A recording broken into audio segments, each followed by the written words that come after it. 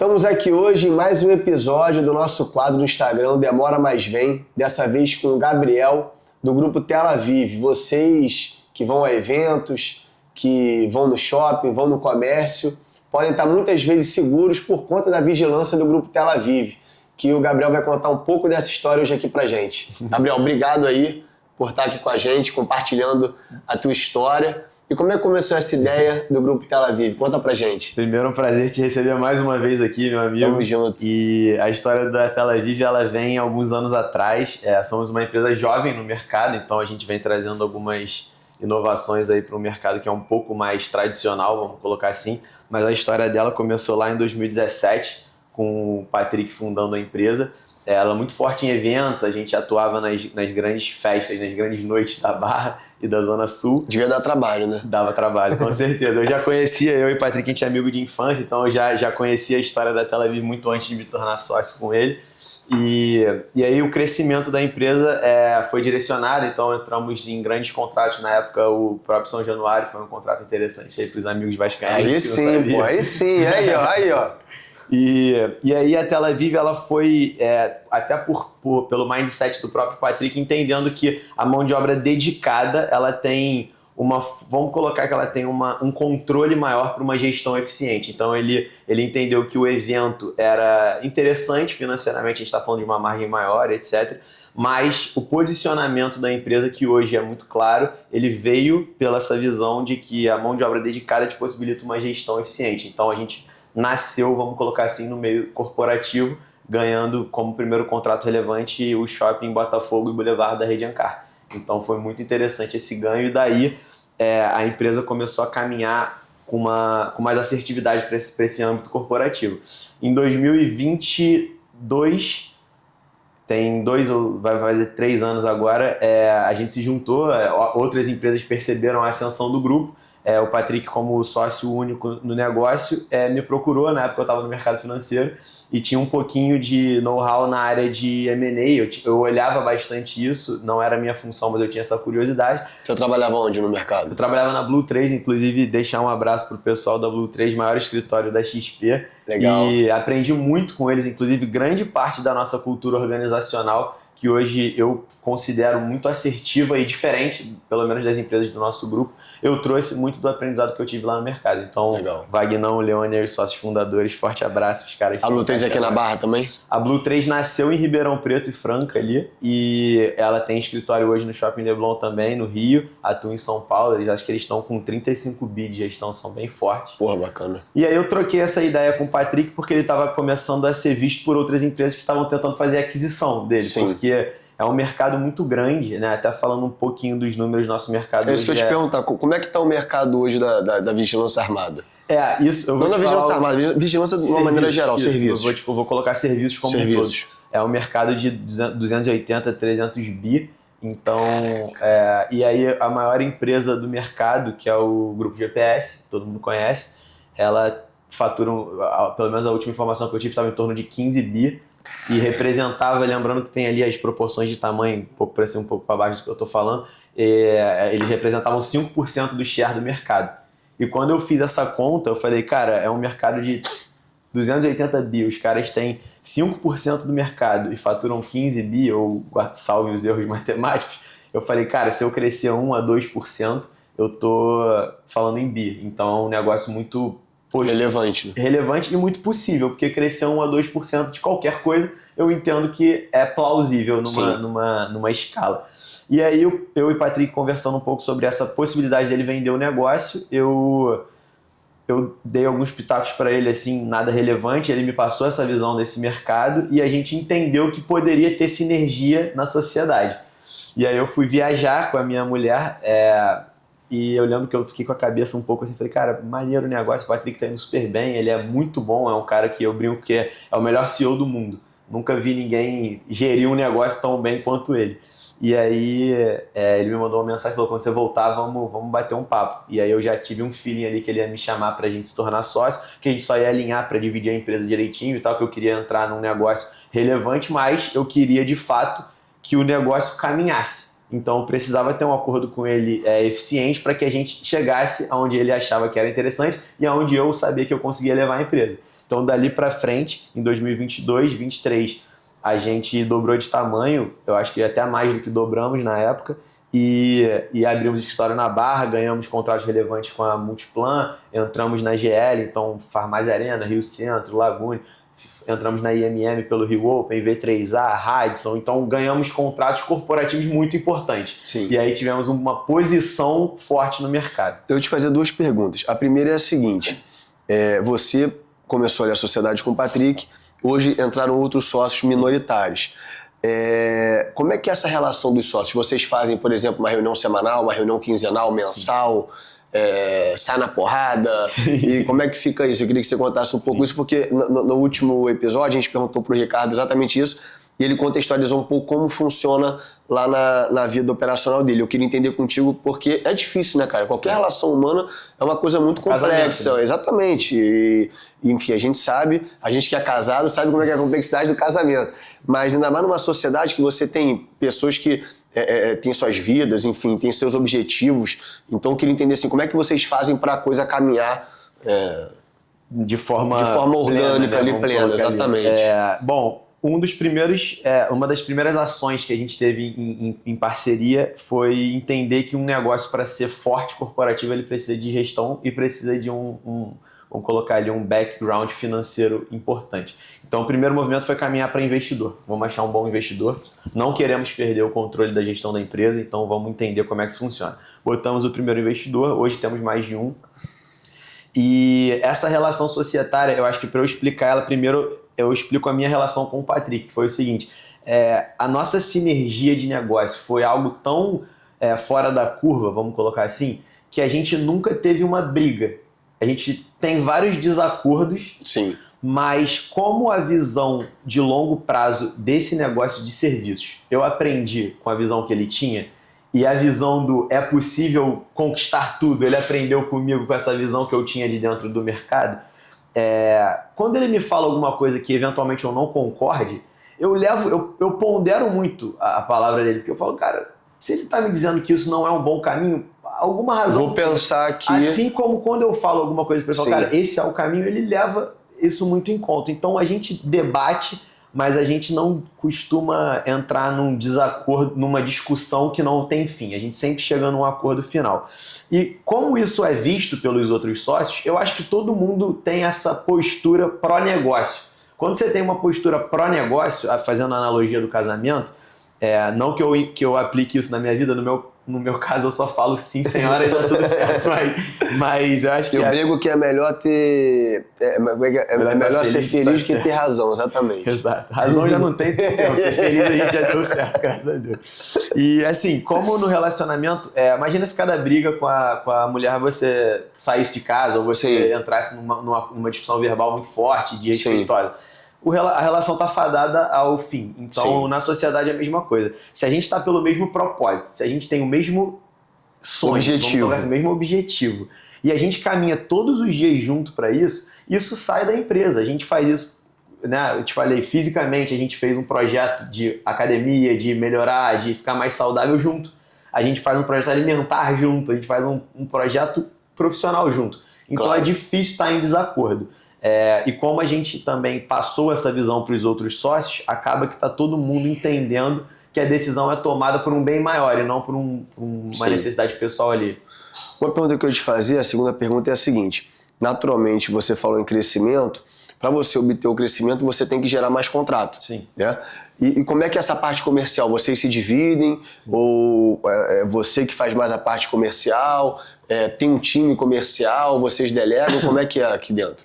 Legal também porque isso foi parte da construção do âmbito corporativo, né? Eu tento ficar fugindo dessa palavra, mas não dá porque não tem um bom sinônimo para ela ainda. Mas departamentar a empresa foi o primeiro movimento que a gente fez em comunhão. Então a gente entrou no negócio e entendeu que o RH tem que ser RH, operação, DP, financeiro, porque senão todo mundo faz tudo, fica aquela confusão. E quem faz tudo não faz nada, né? Exato. Então, hoje a gente tem todos os departamentos bem estruturados e com time, porém, como o nosso negócio, por ser muito arcaico no mercado de serviços, e o Rio de Janeiro ter essa necessidade de relacionamento, vamos colocar assim, A parte comercial, ela caminha muito conosco, porque somos os donos da empresa, vamos colocar aqui, não só os únicos donos, mas somos o rosto da empresa. O rosto da empresa, isso que eu ia falar. Então, uma reunião com eventual shopping ou com algum empreendimento que faça sentido, hoje a gente consegue estar presente. Isso dá um peso a mais na negociação. Então, o time comercial abre, é feita toda aquela negociação, mas quando eu e o Patrick, a gente senta na mesa hoje, a gente consegue mostrar o diferencial do negócio. A gente está falando de inteligência artificial na gestão, enquanto eventuais empresas que são 10, 20, 30 vezes maior do que a gente... Ainda não implementou isso. Ainda não implementou isso. Então, quando a gente está na mesa, a gente discute eficiência de gestão, a gente consegue mostrar o diferencial da TelaVive. Então, óbvio que eu acabo te dando um pouco do panorama da empresa. A gente tem um conselho administrativo, onde eu sou presidente do conselho, o Patrick é co-presidente do conselho e CEO das empresas. Então, todas as empresas abaixo do grupo, da holding, elas são geridas por ele. Todos os departamentos são independentes de cada empresa, então ela é tudo bem segmentado.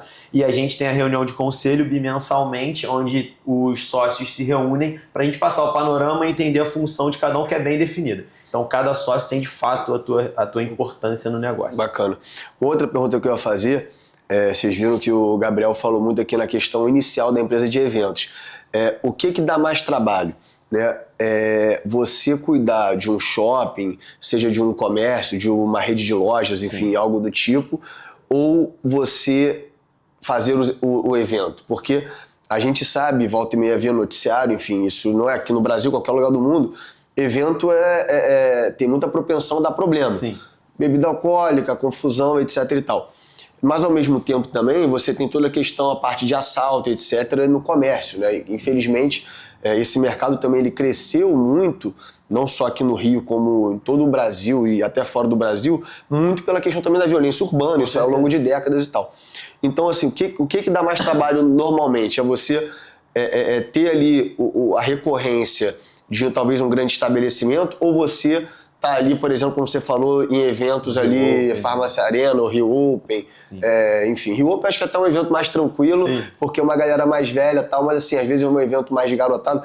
Queria entender, assim, o que você, vamos dizer, normalmente tem que ter mais atenção.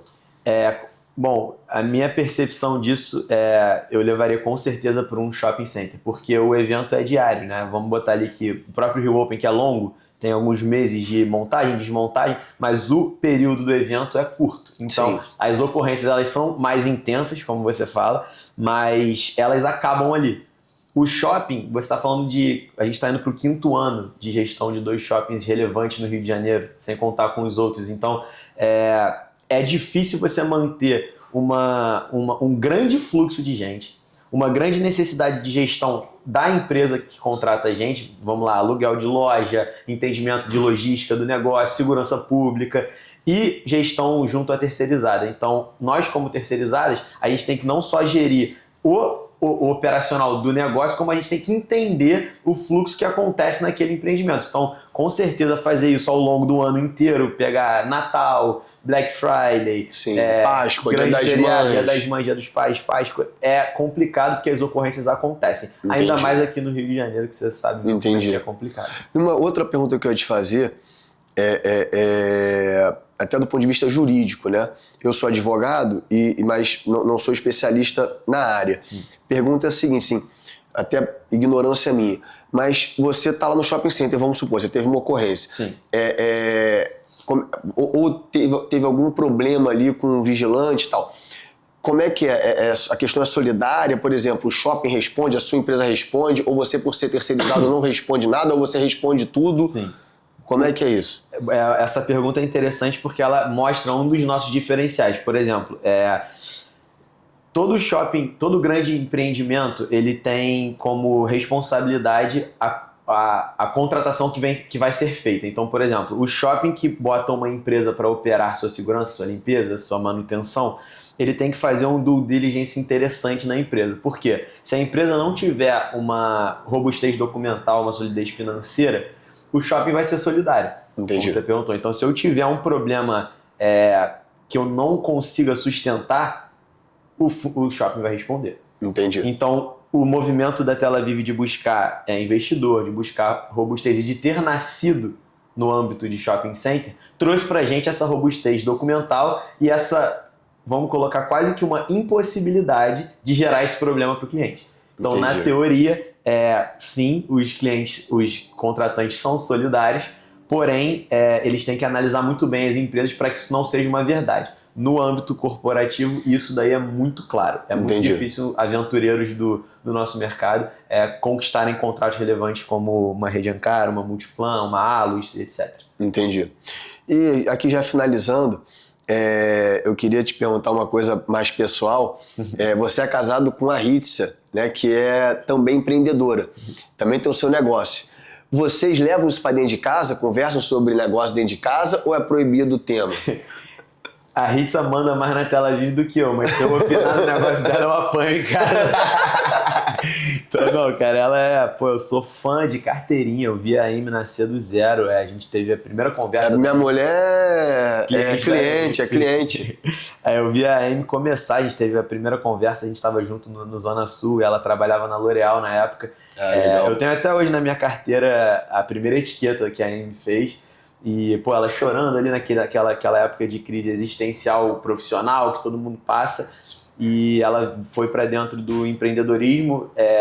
Cara, eu vi ela sangrar pela construção do negócio e muito disciplinada, muito habilidosa. Ela tem uma habilidade impressionante, não só para gerir todas as áreas do negócio, mas para criar, né? O que ela cria ali, o produto que ela cria é de uma excelência absurda.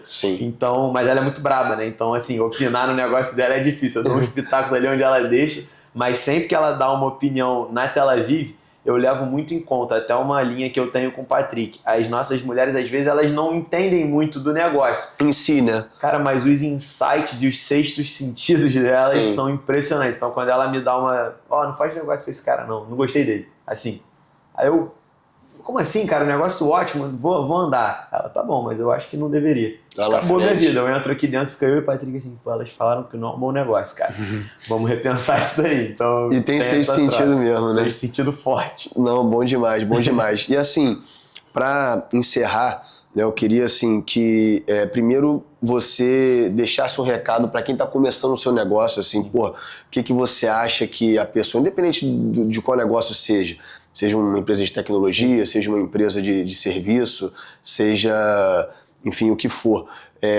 E até levando para a tua vida, o que você teve de dificuldade nesse início, né? O que você teve de desafio, porque assim, eu acho que o início ele independe da idade. Você vê muita gente que empreende jovem, tem gente que empreende mais velha, né? Enfim, assim, independente da faixa etária, para quem está nos assistindo, queria que você desse um recado assim...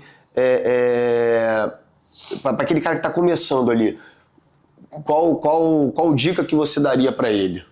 Primeira e melhor dica que eu posso dar é resiliência. O dia a dia ele é recompensado. Se você ficar sempre olhando para lá para frente, você não fizer o trabalho da disciplina, é mais difícil chegar onde você quer chegar. Então coloca essa disciplina em todos os âmbitos da tua vida, não só no profissional. Bota na academia, bota na tua alimentação, bota nas tuas amizades, se desfaz das amizades vampirescas, né? Aquela galera que suga a tua energia, mas não tá pra somar. Que não quer crescer. Não fica contando com aval de família, porque no caso da minha família do Patrick, graças a Deus, eles sempre foram muito pró-negócio. Minha mãe, meu pai e meus irmãos são grande parte do que eu sou, então aprendi tudo com eles. Mas muitas vezes eu queria escutar vai lá que vai dar certo, e eu escutava um cuidado para não dar errado. E aí isso aí pode te desmotivar. Mas como eu gosto de falar aqui na Tela Vive, a gente não é uma empresa de serviço, a gente é uma empresa de gestão de tecnologia.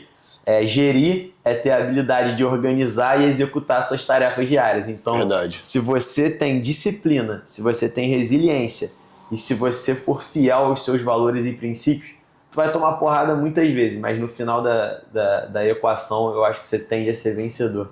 Então disciplina do dia a dia, acorda cedo, dorme tarde, faz o que tem que ser feito. Isso vai dar certo, por mais que pareça que demore, dá certo. Irmão, obrigado. Queria agradecer a todos que nos assistiram no nosso canal do YouTube. Vai ter também lá no nosso Instagram, nas redes sociais. E se estiver precisando de serviço, procura aqui o Grupo Tela Vive. Valeu, galera. Obrigado. Conte conosco aí. Valeu, Obrigado, tamo meu irmão. junto. Tamo junto.